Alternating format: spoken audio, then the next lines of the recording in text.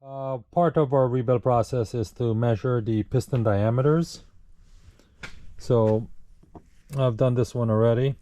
Piston's been clean, thoroughly cleaned, labeled. You can see we've got our markings on the front here. Grooves are clean, no carbon, no nothing, absolutely clean.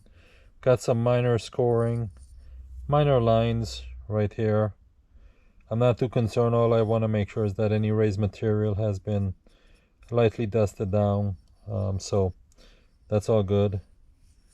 I am going to polish my bore here a little bit, but before we do that, we want to be able to measure the piston diameter. So first part of our measuring our piston diameters is to measure the measuring point, and on this piston here it's 8 millimeter from the skirt bottom.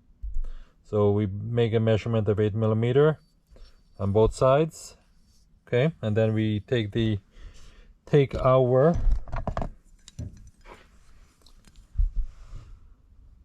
our calibrated caliper, and we measure the diameter with a light drag to feel it, and then we document it. Okay, so here, let's go through one. Got our caliper, 8 millimeter. Make a light mark. 8 millimeter. Light mark. Now I've measured my first piston, and that has given me a diameter of what that first piston is. I've locked it. I am not going to change it because these pistons should not vary. They actually should all be right within 1 thou or so. So I'm going to use it, check in that previous piston measurement. So on this side here, we're going to set it and make it stationary so it doesn't move. And this side here is going to move like this.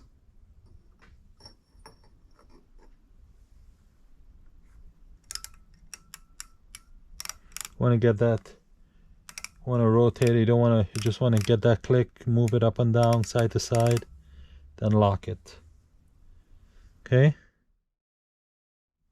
make sure you're on your mark. That's a little tight. Okay,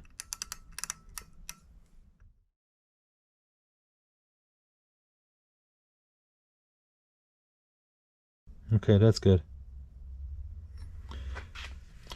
These are just varying about 1/10, 1.5 tenths, so not a whole lot. So that's pretty much, we're going to continue on these other ones, but that's pretty much how we're measuring the piston diameter. We need to take the piston diameter to compare it to the bore to make sure we've got the proper clearances. So, all right, thank you. One thing that I'm going to be starting to offer my viewers here is the opportunity for tool rental. If you want to be able to lap these bores like I've done, check out the video. You guys seen the video how we were able to lap the bores and be able to get that correct surface roughness number that you need, get that dull finish that you wanted, and so forth. But most importantly is that you want to lap the bores and you want to know that you've got a good bore to sustain ring travel, to mate the rings against the silicone. Make sure you got the right peak heights. Make sure you have the right valley to sustain oil retention. Make sure that you have enough, the valleys to be able to seal the rings, minimize oil consumption. It's not good enough just to lap the bores with you know, your standard 3-prong tooling and really not knowing if you're all the way down here, you're putting so much money into this build. You need to know if that bore can sustain the build that you're doing for longevity. So if you guys are building your engine, I'm more than willing to offer up my tools for rental. The plan is to be able to lap your bores to get it to the correct dullness visually, and to be able to achieve the roughness numbers using the Minotauro SJ210 surface roughness to get the correct RK, RPK, RVK, MR1, and MR2. Okay, so what I'm going to be offering you guys, if you guys have been watching the videos, you knew that I went through a variation of different processes to get to the ultimate process that I'm going to be using for all my builds right now. You know, it's a professional honing head that I use with these lapping felt pads. You're gonna have 2 sets of these, and these will ultimately go into here. You can have one on the other side, right? And you're gonna be able to adjust the tension to get that correct tension against your bore with your silicone compound. Okay, so I'm gonna be offering up the tooling here, the honing head, also 2 sets of the felt pads. That should be enough for you to do 8 bores. We've got an adapter if you've got a 5/8 drill. I'm going to be offering up a 1/2 inch drill. I think that's kind of all that you need for this lapping here. Extension that comes in the kit, but you guys are really not going to be using this. Then I'm offering up my profilometer, my SJ210, that I've been using through this process. You guys have seen it. Taking my surface roughness number at 0 and 90, and then taking it to the 3 different levels, before and then as left, and then throughout the process make sure my numbers is where I needed it to be. So I'm going to be putting this up on my website. I'm in the process of building my website. If I have it up, I'll put the link. If not, then I'll put it onto my eBay store. I'll put a link up for this rental. You guys got questions, reach out to me. I'll be more than happy to help you. But the tool will be up to rent if you want to build your X63.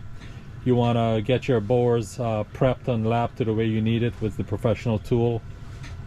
Check it out. Let me know what you think. Okay? Thanks. You guys take a look at that listing and let me know. We are going to start.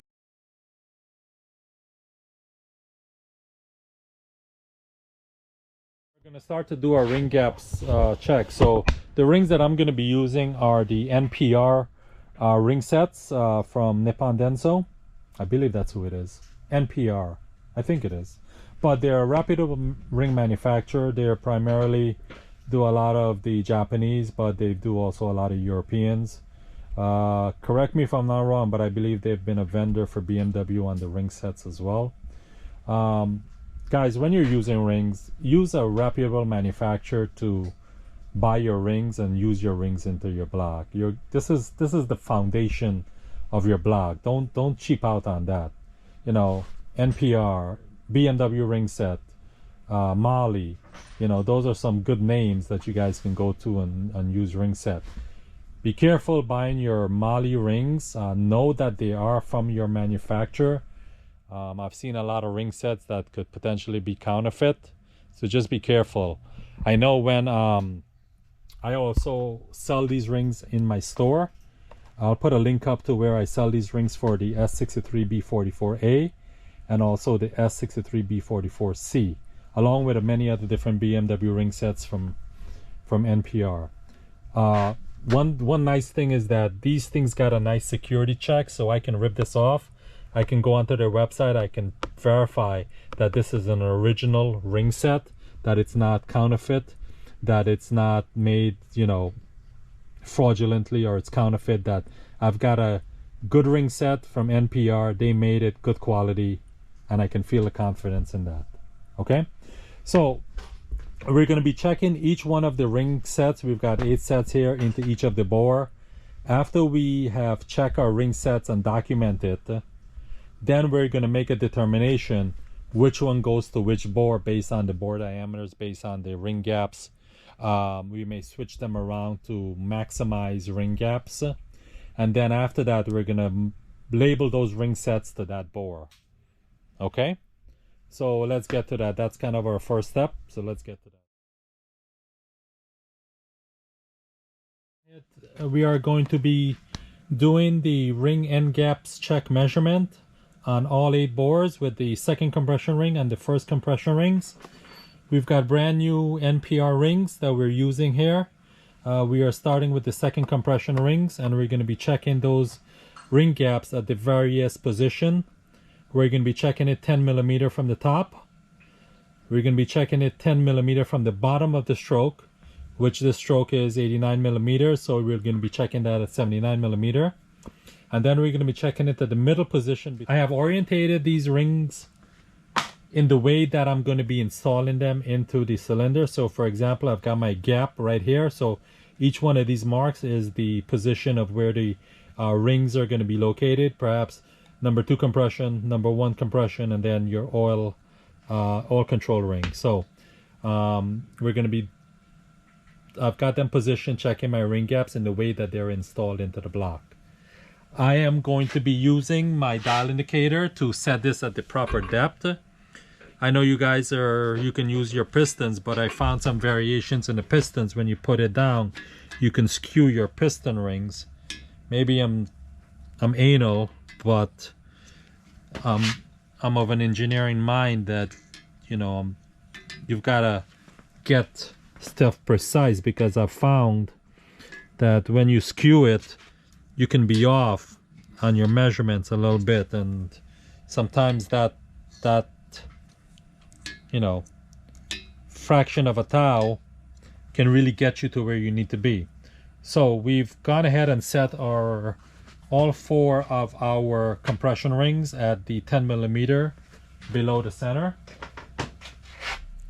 We got our various thickness feeler gauges. So we're gonna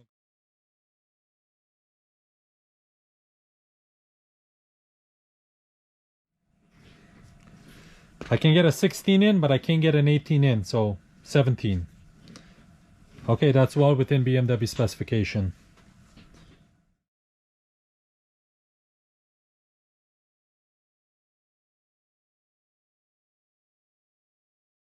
All right, so that's how we've done the top measurement. I'm not going to repeat it. I'm just going to kind of do a time lapse to show you guys how this is done. But I'll repeat this for the middle level, the middle section and the bottom. And then we'll do the number of top compression ring, okay?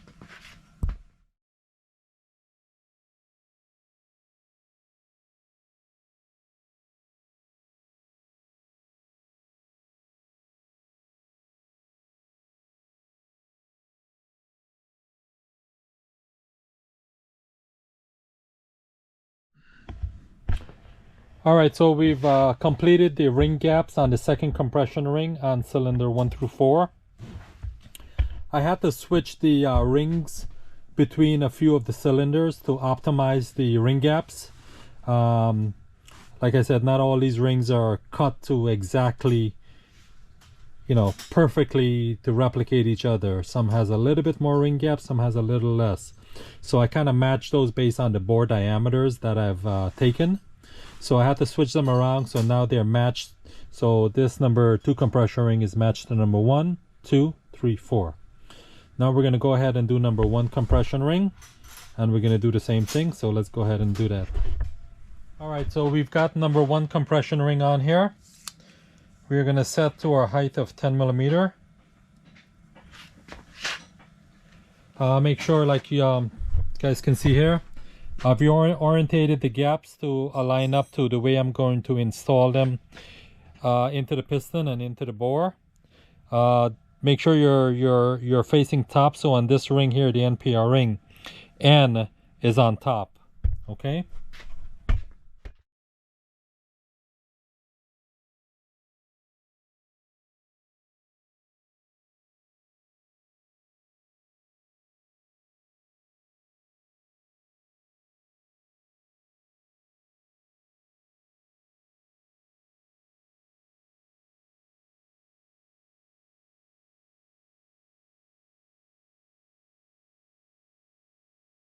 Okay.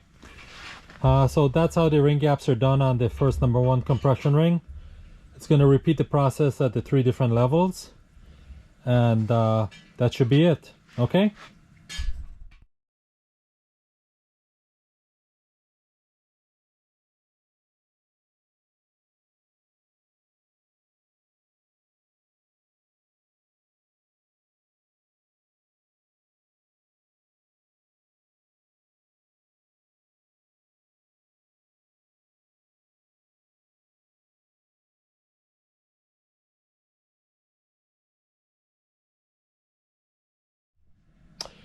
All right, guys, so we've completed our ring gap measurements on cylinder 1 through 4, middle compression ring and top compression ring.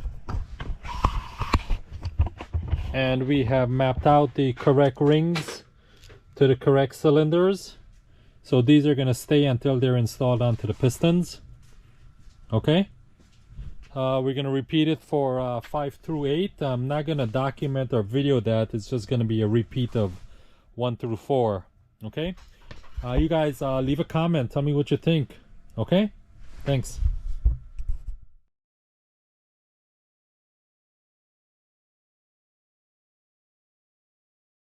Alright guys, so all ring gaps has been checked and all rings has been matched to their cylinders. So this is all ready for installation into the pistons.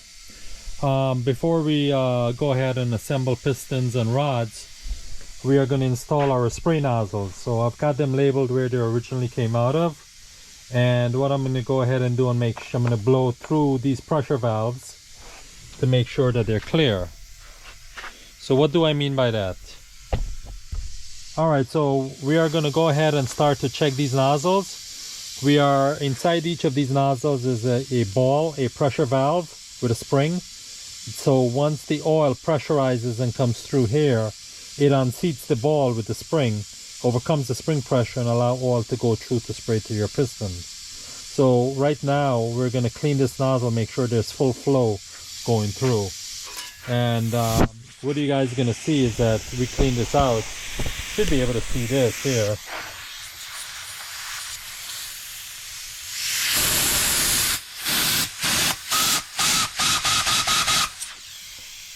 Okay, clear that out, any contaminants, any oil residue, and at the same time,